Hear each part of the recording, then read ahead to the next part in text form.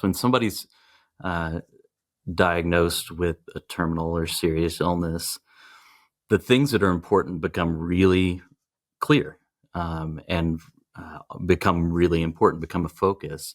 And all the stuff that doesn't matter just kind of falls by the wayside. And and so as I'm having these conversations with people, it's just bringing up to me, oh, well, this is really important to you. It's also really important to me. Why am I not focused more on this aspect of my life? Hey, I'm Tanya Wilkinson, and this is Death on the Daily, bringing the conversation about death out of the shadows and into the mainstream. Because along with birth and change, if there's one thing that's going to happen to us all, then death is it. And we're going to explore how death actually shows up for us on the daily in a multitude of ways, and how when we allow ourselves to accept and to be with death, how it can teach us a whole heap about how to live this life well.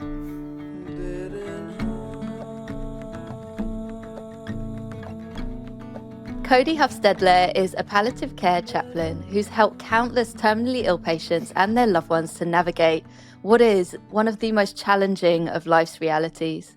And he's also the host of Dying to Tell You podcast, sharing beautiful and profound stories of life, death, and dying.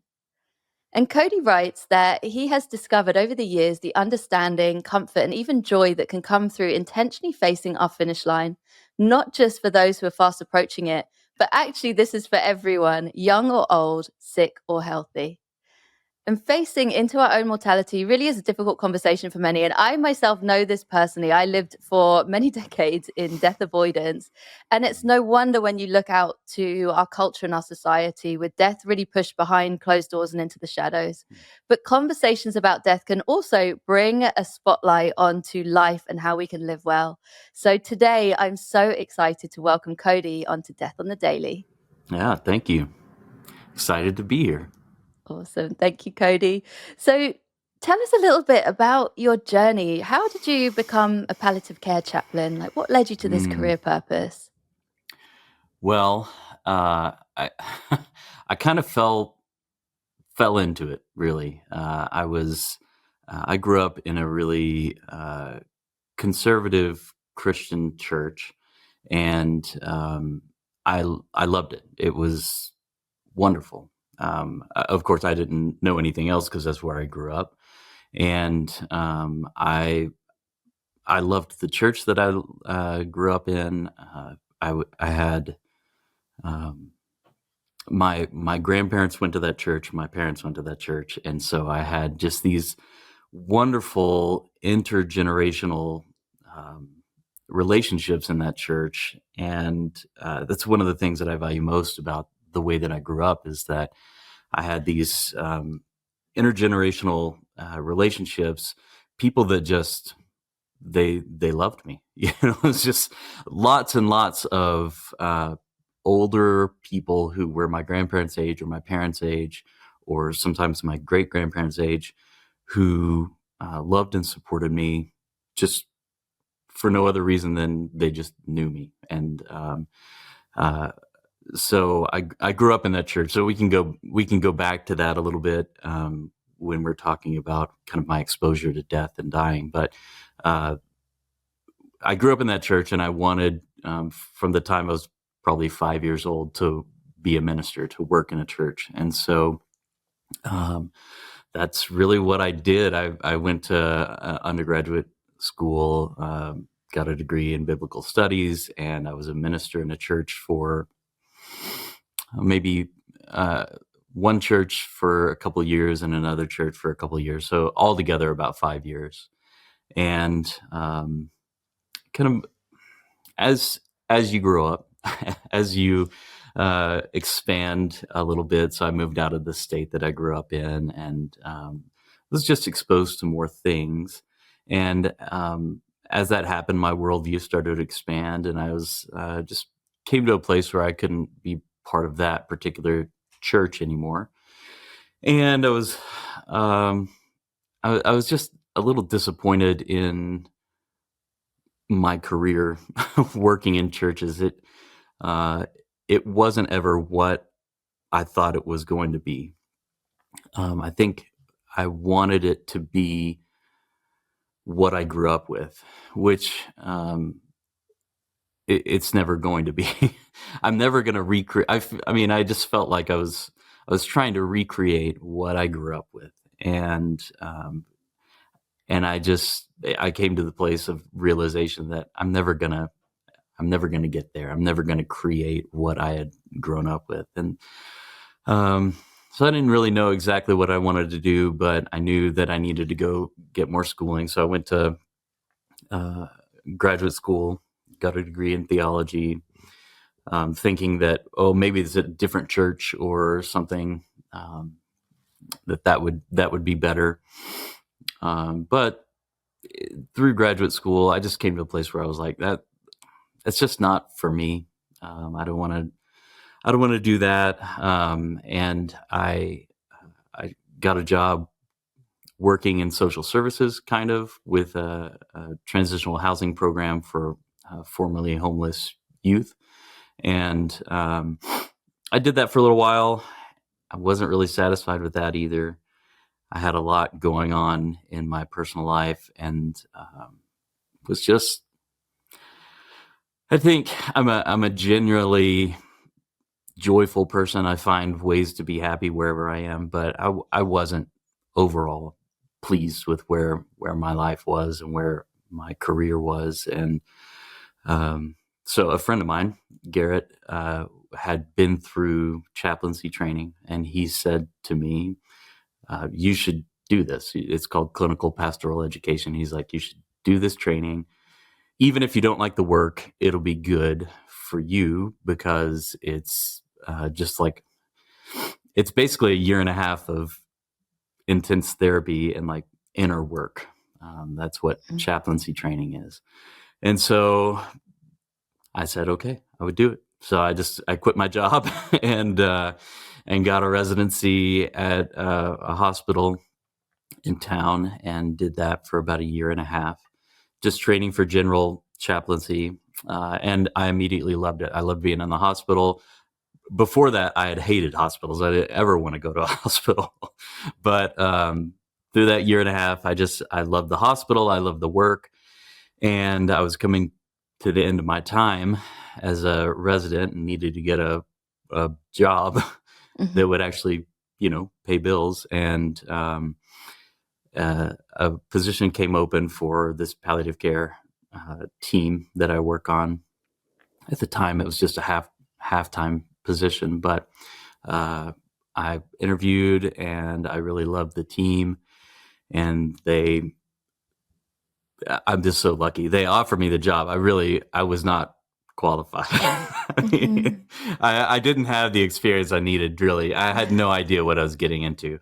So they offered me the job, and I've been there for about a little over 11 years now.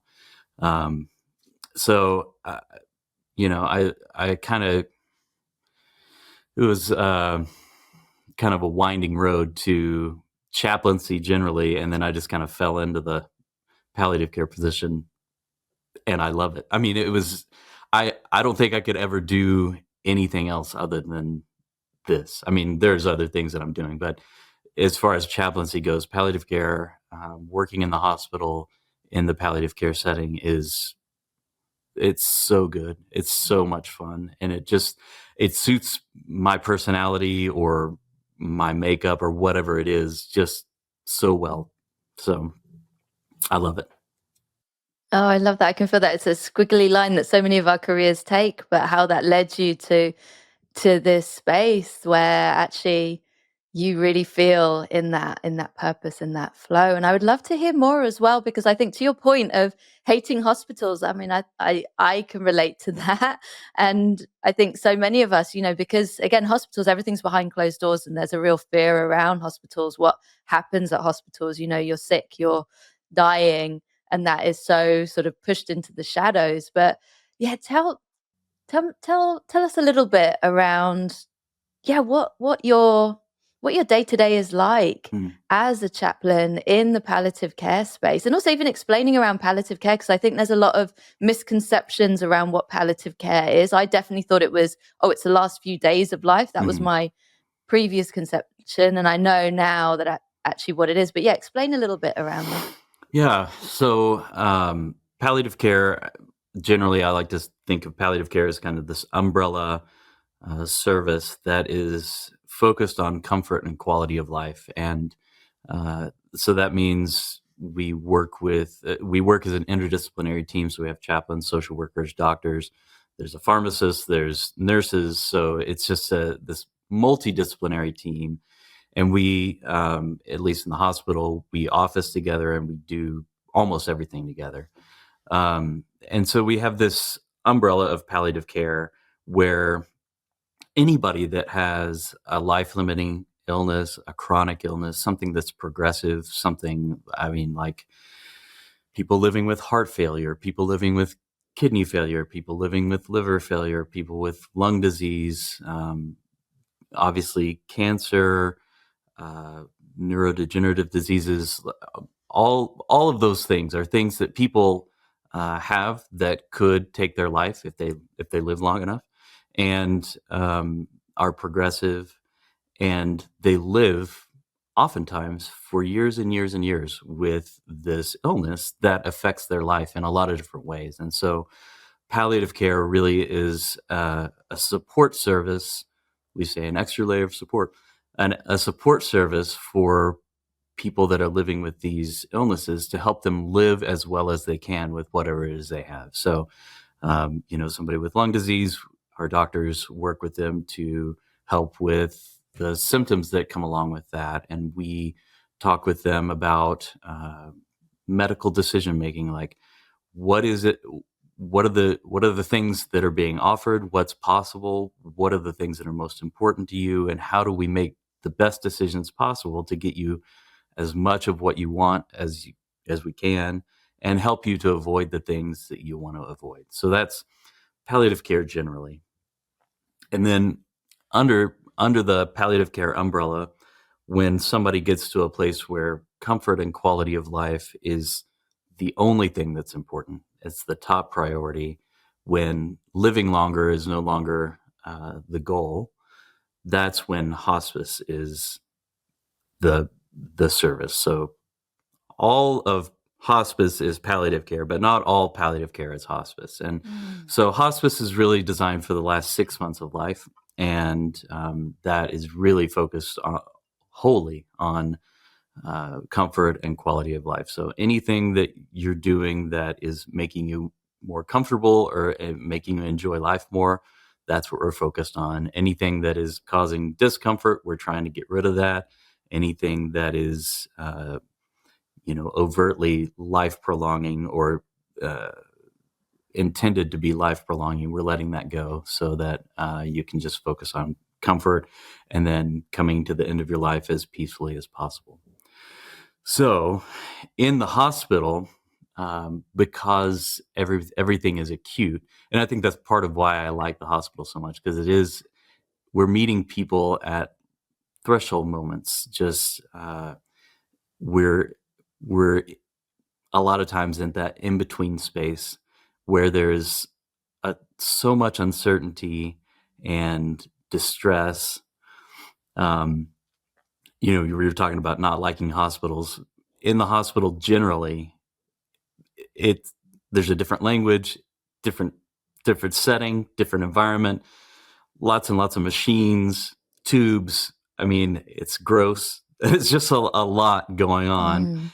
People are out of their element, and it's difficult to navigate, especially when you haven't been navigating that medical space a lot, which is a lot of people. Yeah. And so I think this is part of why you're getting at, part of why I like my job so much. Hospitality is a huge core value of mine, and as part of my role as a chaplain is offering that hospitality, not just like making somebody feel okay about being there, but really helping them to navigate the system, orienting them, helping them work through the emotional reactions that they're having about being in the hospital, or about their loved one being in the hospital, or whatever it might be. and helping people just to, I mean, some of it is just being okay with what's happening. So, yeah, that's kind of hospice and palliative care and hospital work, what I do. I think it's so important, and what really struck me is in the whole umbrella of palliative care, but even, at that point where it gets to hospice, again, I think that our society and culture was so focused on death at that point that we forget that actually there's that living well until the last breath. And I love that as sort of really rooted in and from your core value of hospitality. And it's exactly that, as well as then obviously being able to help at those really difficult transitional moments, help whether it's the person who's going through this illness, or their family, to really navigate that. And I wanted to ask you as well, just rooted into that, before I want to get into a lot of the stories as well, because in your podcast you really showcase the stories of those who are going through these experiences. But before we get there, I just wanted to ask, is there anything that any words of advice that you could give? For example, if someone's listening or is bookmarked this episode and is going to come back to it, in those moments where actually you're suddenly faced with a life-changing diagnosis, or helping a loved one to navigate that, and you are in that sort of hospital environment going, oh my goodness, this is completely out of my comfort zone. I'm scared. I don't want to be here. What words would you share with anyone in those situations? Yeah, pump the brakes. If things are moving too fast, if you aren't getting all the information, um, slow it down. There's almost never a reason to make moves or decisions, unless it's an emergency. There's there's no, even if you're feeling pressure from somebody else, uh, so what? This is your decision, your life, and you can take as much time as you need to make a good, thoughtful decision. So, um, ask your questions, take your time, talk with your family about it. Um, it feels like when things are changing so quickly, when so much information is coming at you, it oftentimes feels like a runaway train where it's just like the next thing happens and the next thing happens and the next thing happens, and you need to make decisions right now.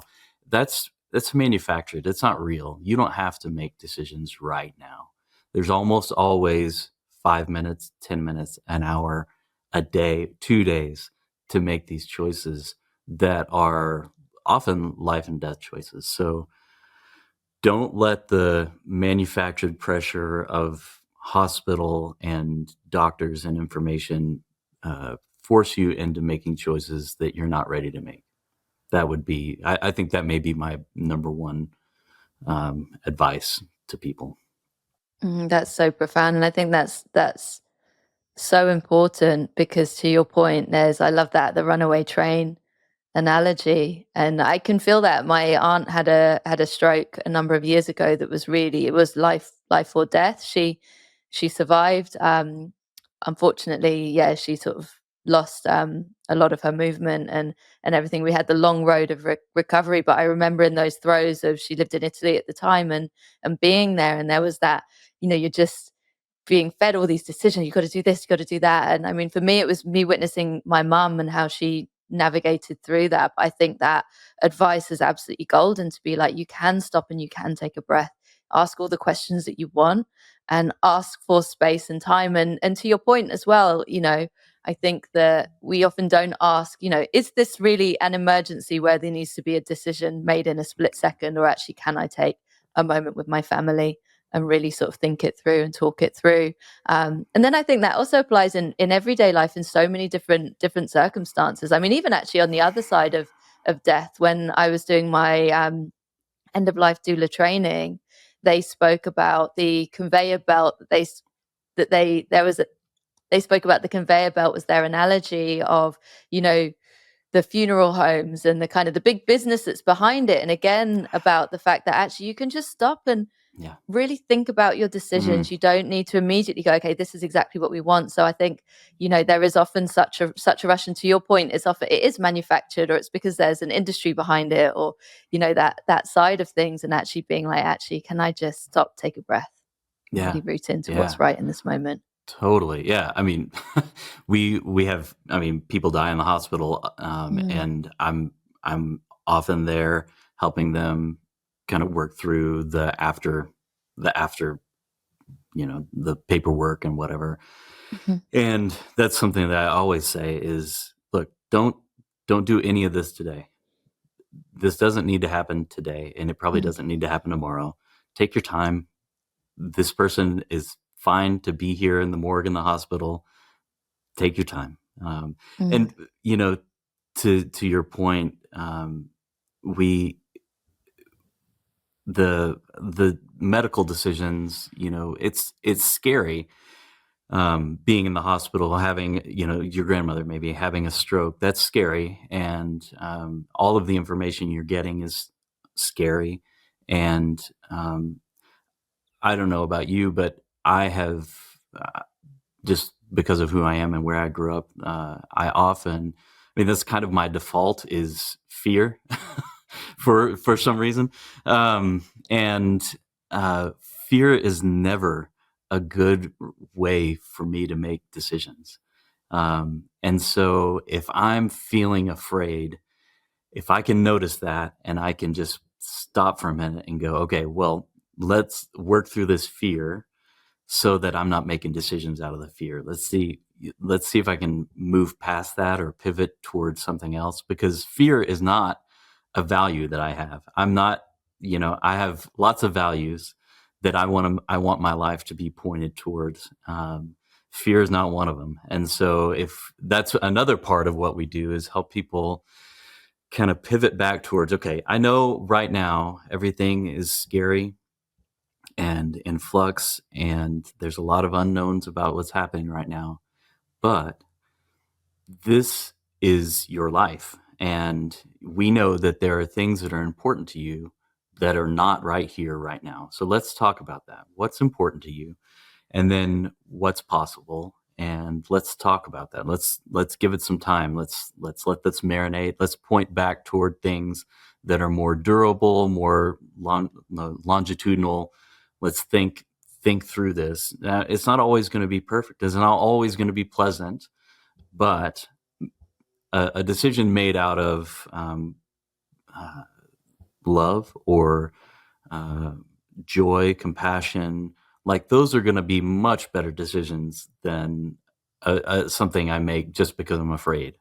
Um, so that's really our goal, and helping people with medical decision making is to point them back towards values and things that they want their life to look like.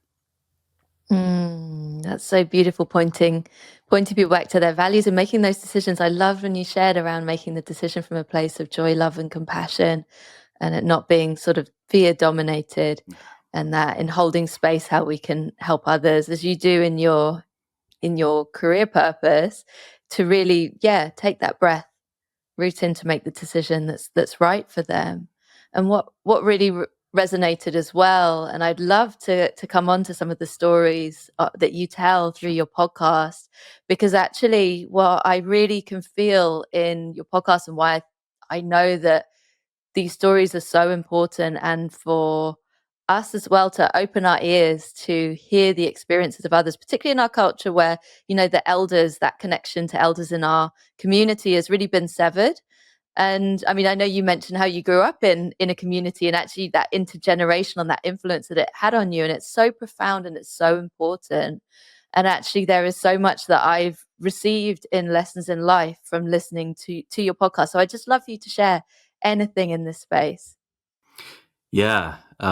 Well, I want to talk a little bit too about where I grew up, because as I was saying, these intergenerational relationships that I had, um, people were always dying because they're very old. So, I'm encountering this at my church, these people that loved me, that I loved, and they would die. And for better or for worse, I went to, uh, you know, funerals and viewings is what we call them, wakes, from the time I was, I don't know, 4, 5. I don't know. I was seeing dead bodies when I was very young, and this was not something that was hidden in our church. It was very out in the open. We talked about it a lot, and so I really value that. I think that's part of why I haven't ever really been afraid of encountering death or interacting in that space. Um, I am still. I don't want to die. I'm still. I'm still afraid of dying. I don't want to die. But I haven't ever really been afraid to interact in that space. And of course, when it's my turn, maybe I'll be different. But um, yeah. And so I think that's a big reason why I started doing this podcast is because I recognized that I was having these conversations with people and learning a lot. And not just learning a lot about how I want to die, but learning about how to live, right? Because these people, when I think said this early on in the podcast, when somebody's uh, diagnosed with a terminal or serious illness, the things that are important become really clear, and become really important, become a focus. And all the stuff that doesn't matter just kind of falls by the wayside. And and so as I'm having these conversations with people, it's just bringing up to me, oh, well, this is really important to you. It's also really important to me. Why am I not focused more on this aspect of my life? And so I had this idea to have these conversations with people so that other people could be privy to the conversations that I'm having. And I pitched this idea to my wife, and she says, "Who in the world would listen to that?"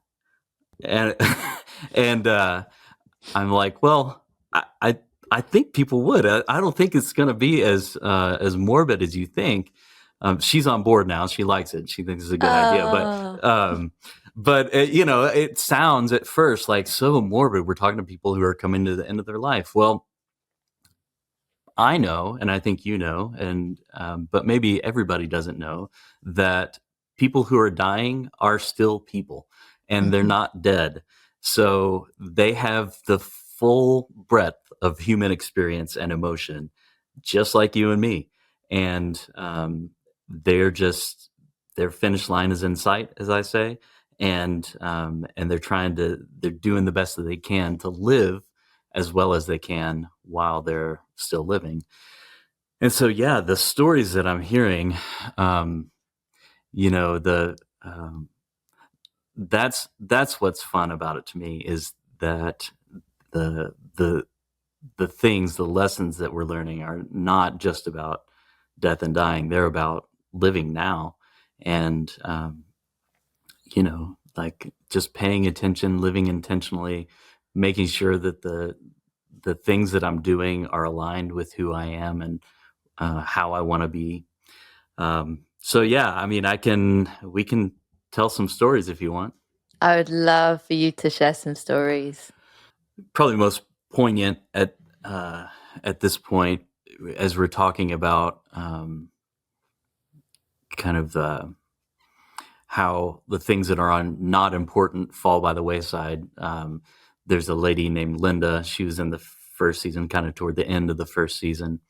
Um, Her kind of catchphrase was "Let that shit go." She had a big sign, like a big. I think it was a Buddha, and it said "Let that shit go." And but she was just talking about how um, all of the things that she lost in um, through her illness, through her diagnosis, and how having really she was really having to pare things back, meaning she had a home and a life in California, and that was really important to her. And when she got sick, uh, it became clear to her that some of that stuff was going to have to go. And so she had to really work through, okay, well, my house has been important to me. Is that important? Or is, living with the support that I need, is that more important? Kind of weighing those things. And I think that's really, um, that's a great skill. That's a skill to have in life generally. The things that are important often kind of bump up against each other, and you have to decide, okay, what's my priority here? Am I most focused on all the stuff that I have, kind of the superficial things that we have in our life that they are important. I don't want to pretend like they're not important, because they are. But are those more important, or is living with supportive family, is that more important?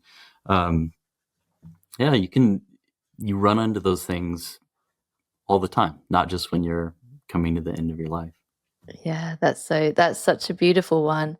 And I think as well, because to your point, there are these superficial things that are important, but also I can imagine that that can really shine a spotlight actually on things that are shoulds.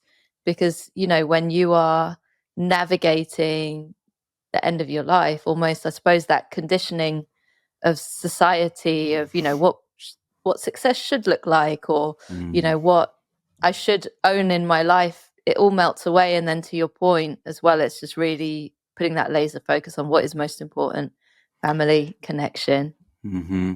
Yeah, there's a lady named Denise who she's died. She died in earlier this year. Mm. Um, when we interviewed her, she was. I kept trying to get her to say, like, well, what's important? What do you want to do? How do you want to spend your time? And she just kept saying, well, I don't know. And really, it came down to, she didn't want to do anything big. A lot of people, they have like bucket list items, the things they want to do, and it's important. I get that. For Denise, it was, if I can go out and sit in my garden and read a book, then I did it right that day. That's what's important to me. And so yeah, it doesn't have to be some big accomplishment. You don't have to.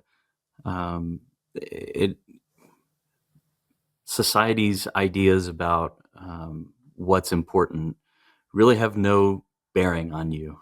You can choose Mhm. whatever you want to be important. Um, the uh, She's coming. Her episode is coming out in a couple days. I don't know when this is going to come out, but on the 17th of October. So Beautiful. Deanna, she has ALS, and she was saying, like, I'm wrapping things up. I did all these wonderful things that I needed to do, and now I'm pretty much done. But I still am making goals, right? And because I feel like I need something to look forward to. And I thought that was really nice too. She did the things that she wanted. She took trips with her family after her diagnosis. She made some memories.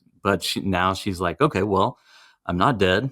Um, let's figure out what I'm going to do next. And so she's making art, and she's doing a tattoo. She's doing a bunch of stuff.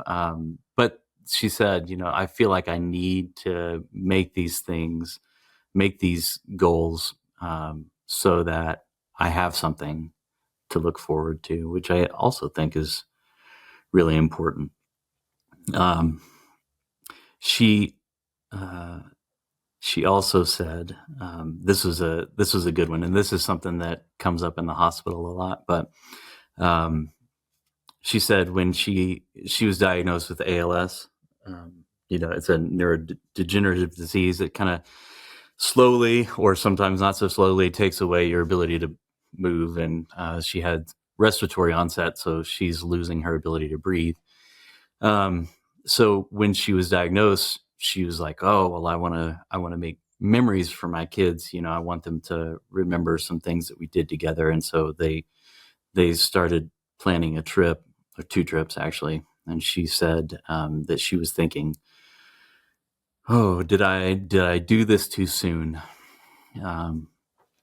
Because I'm not dying very quickly. Am I doing this too soon? Am I spending this money before I really need to spend it? All this stuff. And she said that she's so glad that she did it when she did it, because she was the wellest that she will ever be. And the phrase that we use in the hospital is guard against regret. So for her, she would never regret taking the trip with her family when she is as well as she's ever going to be. She might regret putting it off. And so doing the things that need to be done now is really important. And we say that in the hospital a lot, because people will be like, well, do I need to call my family in? We're like, well, God, I mean, you're not dying right now, but things change quickly and we don't know.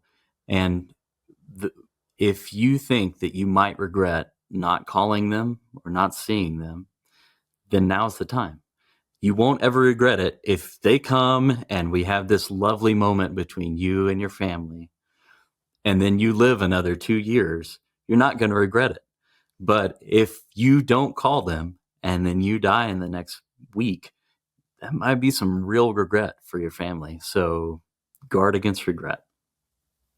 Oh, that's so profound, guarding against regret. And I think that's something we should take into every day, because again, Of course. our society, our culture, it's almost like we assume we're going to live forever, versus that, Right. I guess, that acknowledgement that everything is impermanent. Actually, we don't know when any of us are going to meet our end, young or old.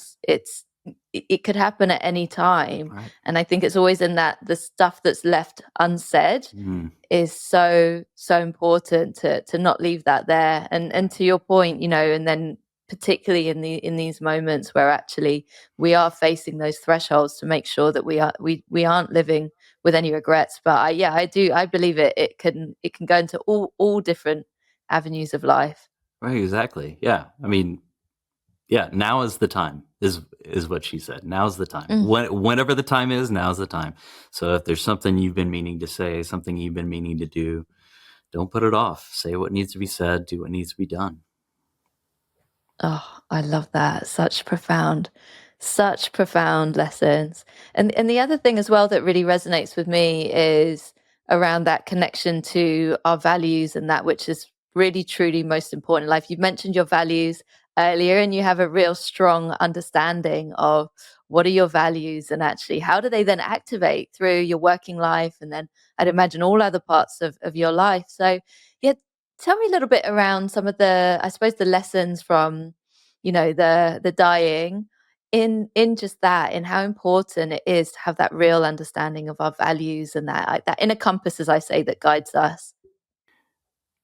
Well, that is the lesson, is that knowing yourself is really important.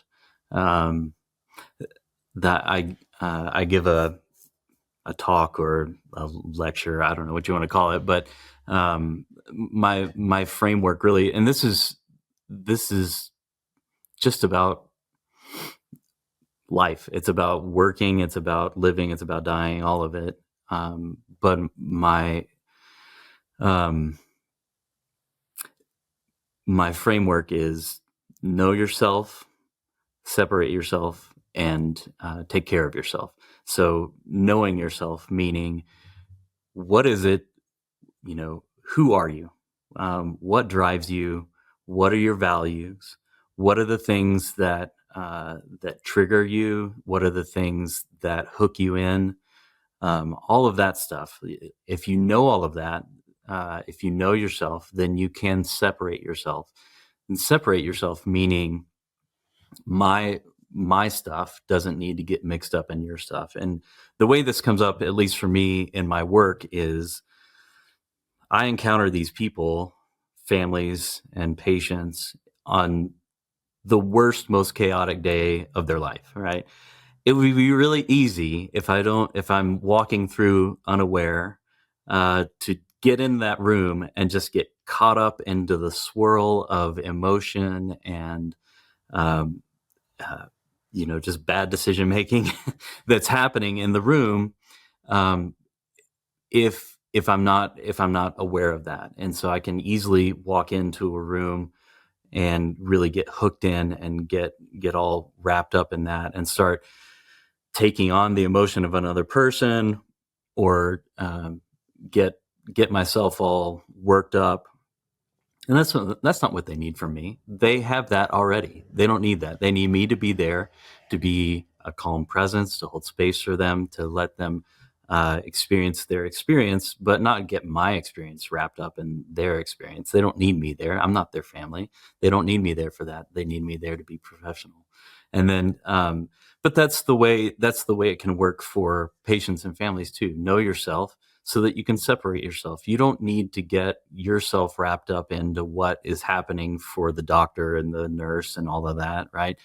Um, or for all of those other people out there who think they have something to say about how you're a, encountering and interacting with your own diagnosis.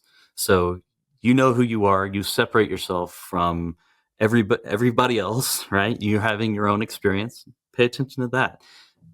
You don't have to feel what everybody else is feeling. You can notice it, you can let them have their experience, but you are having your experience, so you just keep yourself separate from that. And then take care of yourself, really meaning take care of yourself, not taking care of other people, not trying to change the circumstances that are what they are, not trying to manipulate people into being different from who they are or change their experience, but focusing on what's happening with me. So I'm feeling fear. I know that I feel fear when I'm encountering the unknown. I feel fear when, all these things, right? Or I'm feeling shame or whatever it is that naturally comes up for me. So instead of trying to change what other people are doing or change the circumstances that I can't change, I rather focus on, okay, I'm having this experience, right? I'm having fear. I know that this happens. This is a pattern that I have, and this is the way it goes. But I don't want to have that. I don't want to have that right now. And this is not how I want to make my decisions. It's not how I want to live my life. It's not who I want to be. And so I can just say, okay, well, I'm having that fear, but um, I don't want to make decisions out of fear. I want to make decisions from a place of compassion or joy or um, hospitality, all these things, these Hmm. values that I have. And so what's the next thing? So I'm just going to pivot back to my values and go, okay, I'm going to take care of myself. I'm going to notice these are my values. What's the next thing that I can do that is compassionate? What's the next thing I can do that's joyful? What's the next thing I can do that is kind? And so it's this idea of, if I know myself, then I can Hmm. separate myself and I can take care of myself. Um, so really, being aware of who I am is of the utmost importance to me and my work. But I think that's something that people who do this kind of work can learn from, and I think that this is something that generally people can learn from. But patients, especially when you're interacting in a high pressure experience like this, it's it's so easy just to let your patterns take over and let that emotional reaction run wild and kind of dictate your actions. And it's not necessary. You don't have to do that. You can choose a different way. And it's not easy by any means. And I'm saying this and like, well, I have this thing, I have this framework, and so Hmm. easy. It's not easy. It takes a lot of work to really know those things about yourself. But I think it's really important. So that's the, I mean, I don't even remember what the question was, but that's for me, that's the lesson that I've learned from my work. And I think that Hmm. it's something that people can take and really work on, is kind of understanding how you typically react and why. And just being aware of who you are, and then being aware of how you want to be, because it's who you are and how you want to be is really important. And if left to our unaware devices, we can easily get into fear and being Yes. panicky, and that, I've seen a lot of people make some panicky decisions, and it doesn't always work out very well. So Yeah. choosing something different is an option. Wow, I love that, because actually that, yeah, who we are, those and a lot of that also being those subconscious patterns of, yeah, I drop into fear mode, etc. And actually, if we can connect back within, really understand ourselves, which is, yes, to your point, it's often not easy, and it takes that mindful awareness and that presence. But actually, the more we can connect into ourselves, particularly before a situation like that happens, the better for us to really understand, yeah, what are those little breadcrumbs? What really does truly light me up? What makes me feel like my most fulfilled, most purposeful, and really understanding, okay, yeah, I can see hospitality as something that I really truly love. Okay, I think that's one of my values. And I think that's the journey we can go on. And then to your point, when it's in a crisis, to be able to just take that breath, stop and just say, okay, let me breathe in and reconnect to who I truly am, not this sort of fear response that's just taken over. Yeah, I had a listener, a nurse, tell me a few days ago. She was listening to, I don't remember which episode, but it was she was like, I was listening and I had to stop because I was having these really strong reactions and feeling a lot of judgment about who this person is and how they're responding to their illness. And she was like, that was a really good moment of learning for me to go, oh, hey, I'm having a really strong reaction to somebody that I don't even know. I'm just listening, and this has nothing to do with me, and I'm having this really strong reaction. That's really good for me to know that this particular issue or this particular reaction is really bringing this up for me, so that when I'm talking to my patients, when I'm interacting with, uh, you know, people in the hospital, I know that about myself, and now I Wow. know, oh, that's not about them. That's about me. This is my shit that's coming up. I need to pay attention to it. So um, Wow. that to me was, I just wanted people to hear these stories, which I think is, I Hmm. mean, I think it's fun, right? I think it's Yeah. fun to hear these stories.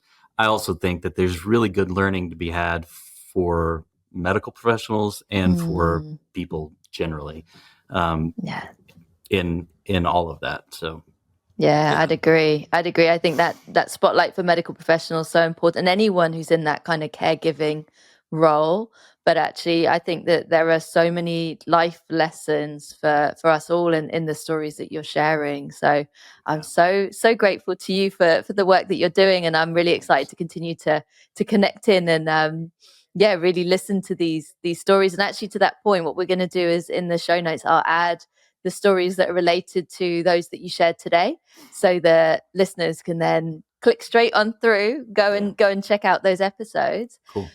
But in Death and the Daily, we appreciate that everything in life is impermanent, including this conversation. And I'm definitely very long form, so I could always talk for hours, but unfortunately, I need to bring our conversation to its natural completion. Before I do, I have one question for you, which is, and then at the end, obviously, please do share all of your links and, No, sure. well, where our listeners can find you. But before I do, I wanted to ask you, if you were to write a note to yourself earlier on in life, based upon the life and death experience that has all integrated within you, what would you say? Hmm.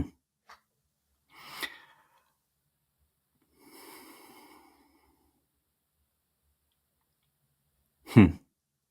Made me want to cry. Um, I think I would say, do I have a word limit? No word Oh, limit. no word limit. Okay. Well, I think I would say, it's okay. Um, you're going to be okay. Everything's going to be okay. Um, I've said earlier, my default is fear, and I've made a lot of decisions out of fear in my life. And I think when I get into that place, if I have somebody around, and my wife is often this person, but if I have somebody around that goes, hey, everything's okay. Everything's gonna be okay. Everything's okay now. Um, it, I just feel immediately I feel better, and I know that I can make better decisions than the fearful one. And so I guess that would be what I would tell myself if I was going to write a note to my younger self. Um, these people that I encounter, they're okay. The decisions that they make are okay. The experience they have is okay. The experience that I'm having is okay. Everything is okay. And that just aligns with, you know, everything that I don't know. I learned, I love Eckhart Tolle. I love the Stoics. I love Ram Dass. I like all these people, and all they're telling me is everything's okay. The circumstances, they're out of your control, but everything's fine. Let's not spend our life worrying, and that is really my default, is to worry, and it's not usually helpful. So everything's okay. Wow, Cody. Oh my goodness, that's so powerful. And that really spoke to me actually. My default, and it's sort of come through my mum's lineage, because she's definitely a default warrior and very kind of with that anxiety. And those words, your words really spoke to me as well. I think I'm going to write that as a note to myself so I can remind myself of it in those moments where, yeah, the world is just spinning and I'm in that space where my almost that sort of body shock has taken over, to just remind myself, like, yeah, everything's going to be okay. I will get through it. So thank you so much for such profound wisdom from your current self, speaking to your past self, and obviously speaking to so many of us. And finally, please do share where our listeners can connect with you. Yeah. So, I mean, the podcast is wherever you get your podcasts. And the website is dttypodcast.com. And I don't know what my handle is on Instagram, but all good. I can put them in the show notes. I'm sure it's up there somewhere. And so I'm on TikTok and Instagram, but really the podcast is what I want to highlight, because I think the more people that will listen to these episodes, the more we honor the people and who are willing to bravely share their story, which I really appreciate. And I should also say, if there are people out there that are hearing this or know somebody who is living with a serious illness, please send them my way. There's a place on the website where you can email us and let us know.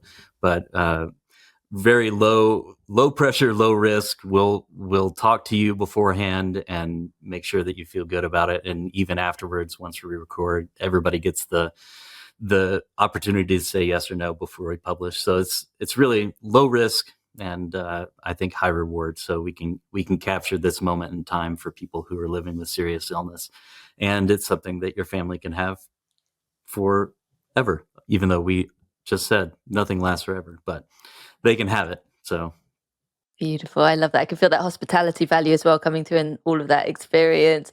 And I think as well, it's so important, I think, to your point around encouraging people to go and listen to the stories that you're platforming so powerfully, stories that are often untold. And when that person dies, obviously all that wisdom, particularly in this severance as well from the elders in our society. But I think I would encourage everyone, to your point, definitely go. I'll put your links to your social handles in there, because your content also brings me such joy and makes me laugh a lot of the time. But actually go and check out those stories, because it's really, really important. And actually, if anyone is sat here thinking it seems a bit, to your point earlier, morbid, actually it's really not. It truly is life affirming. So definitely go check out the Dying to Tell You podcast. And thank you, Cody, so much for your time today and for sharing such wisdom of you, and obviously of all of these incredible people who you've held space for across your career and your podcast. Yeah. Thank you so much. All of my gratitude to you for joining me for another Dead Conversation. Death on the Daily is edited by David Strutt. The music is Set Free by Katie Gray. And I am Tanya Wilkinson. And if you enjoyed this episode, I would be over the moon if you can rate, review, and subscribe. It really, really helps me to get the word out there.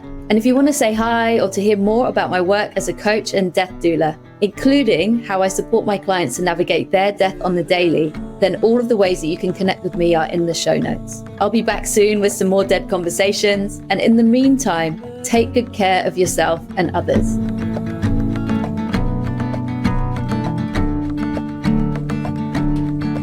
There's a cold fire, there's a crossfire, and there's something inside,